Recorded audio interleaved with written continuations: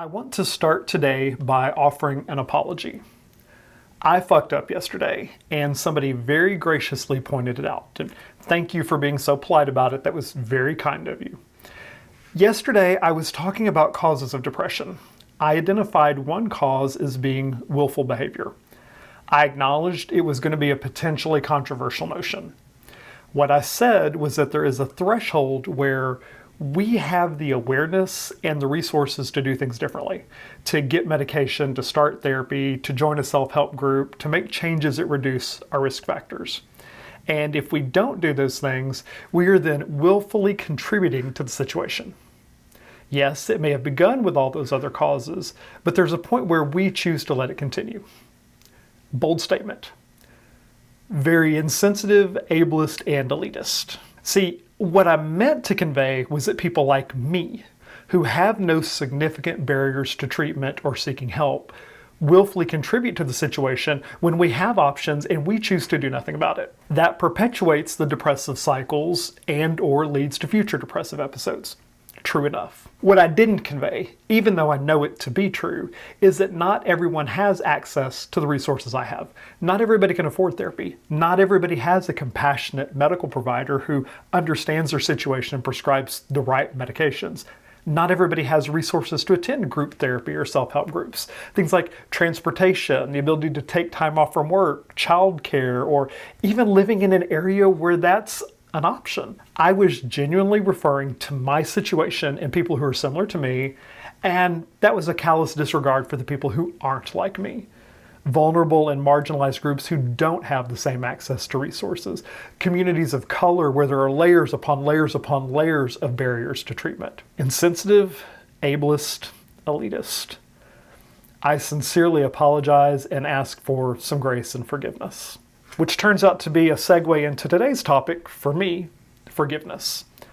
A few days ago, I mentioned an emotional reckoning from starting an activity too soon, before I was ready. That was a worksheet about forgiveness. When I first found this activity, I thought it would be pretty good because it broke forgiveness into 4 phases. Uncovering the injustice, deciding to choose or reject forgiveness, understanding the offender in a new way, and decreasing negative emotions associated with the injustice. Seems simple enough. But really, from the get-go, I had some problems with this activity. To begin with, I was really triggered by the word offender. After 15 plus years of working in forensic psychology in some form or fashion, offender is a word that has a very specific meaning to me. Yes, I know one definition is a person or thing that offends, does something wrong, or causes problems. But a more common definition, the one I'm used to, the one that always comes to mind for me, is a person who commits an illegal act. So from the get-go, I started having a strong emotional reaction to this exercise for 2 reasons. First, it brought up a lot of vicarious trauma from years and years of dealing with what most people would call the worst of our society. Hearing detailed, graphic stories day after day about heinous acts, reviewing case files and crime scene photos and autopsy reports and witness statements. That shit will mess you up over time. So that was one reaction. The second was this notion that this forgiveness exercise was about a specific thing I'm working through with the boyfriend. And now I'm trying not to view him in the same way as those people who did really awful things. So not the greatest starting point.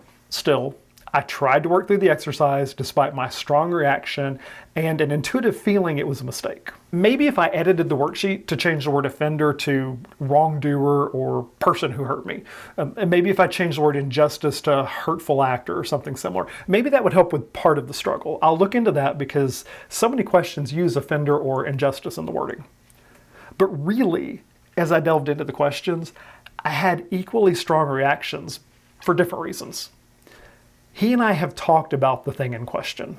And again, I'm going to remind you not to make assumptions about the event because you will be wrong. We've talked about it numerous times, probably to the point where there isn't a lot left for us to say to one another before it becomes just a new trigger point. At some point, there has to be a statute of limitations on things.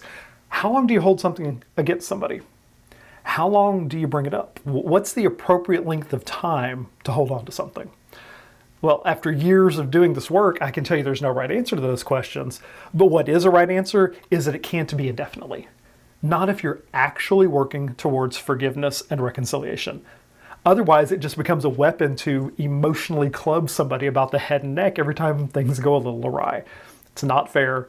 It's not healthy. So the answers to some of these questions were things we'd already discussed, like the first question about what happened and why it was unfair to me, and the second question about how the hurtful act affected me. In fact, those 2 points have been the bulk of our conversation about what happened. The decision phase questions were also pretty easy to answer.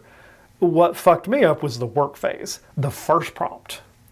What was it like for the offender as they grew up? May this have impacted their behavior?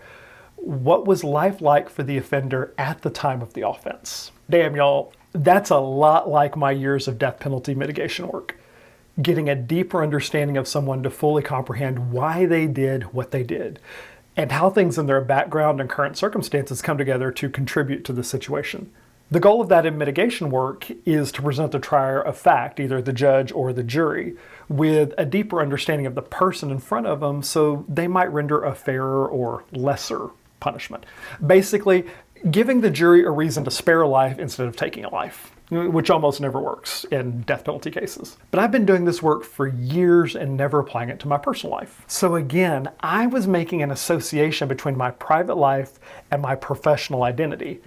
And that's really risky territory when you're involved with a therapist. Ask anybody who's involved with a therapist how many times they think they are being therapized during arguments or heated discussions or problem solving or whatever. It's a lot. So I can't blur that line. But what really struck me was my ability to do this for a living in a way that is compassionate and informative. But in my private life, I'm holding on to something like it's the oxygen I need to breathe in order to survive. I was having an easier time understanding how to forgive a brutal killer than understanding how to forgive a wonderful human being who loves me, who is also hurting. Yeah, I know that proximity to the issue makes it more real for me. I was the aggrieved party in this case. But I still think it's at least a little telling how that thought process might unfold for me. And the more I focused on that question, the more I shifted perspective and tried to understand things from his point of view. And I gotta say, it was hard to think about. It was genuinely painful to think about what he must have been thinking and feeling and questioning at that time based on the totality of experiences in his own life. Now, as I said before, I am not telling his story, and I am not casting him as the victim of some horrible life events. But the reality is we all have things that hurt us. And those hurts can lead us to hurt others. It's a thing. Hurt people. And we were both hurting. I have a deeper appreciation for what was happening at the time. I have a deeper appreciation for what I was doing that contributed to our situation. Now, don't get me wrong. I am not taking any responsibility for anybody else's decisions or actions. That's on them, no matter who they are or what they did. But I can have a greater sense of empathy and grace. Doesn't mean I like it. Doesn't mean I condone it. Doesn't mean I'm never going to think about it again. Doesn't mean I'm wrong to want to have some protective steps in place for the future. But it does mean I can let go of at least some of the feelings associated with the situation so I am not staying in this stuck place of hurt and resentment. That's the deepening phase of this exercise. It's about how I benefit from granting forgiveness, how my emotional health has improved, and how I've grown as a person. And that's quite lovely. It's not a place everyone gets to, and I'm not there yet, not fully, but I'm actively trying. I'm also realizing that I need to revisit this exercise many times and apply it, well, to myself. I need to get to a place of forgiving myself for my own hurtful behaviors, to my partner and to myself before I ever knew him. Some of the things from my past I'm still holding on to, they're still holding me back. And if I'm being completely honest with myself, it can lead to a fair amount of projection. So in the coming weeks and months, I'll be taking an inventory of the things where I'm still punishing myself in some way and working on forgiveness for myself. That's where I'm at today. I'll be back tomorrow.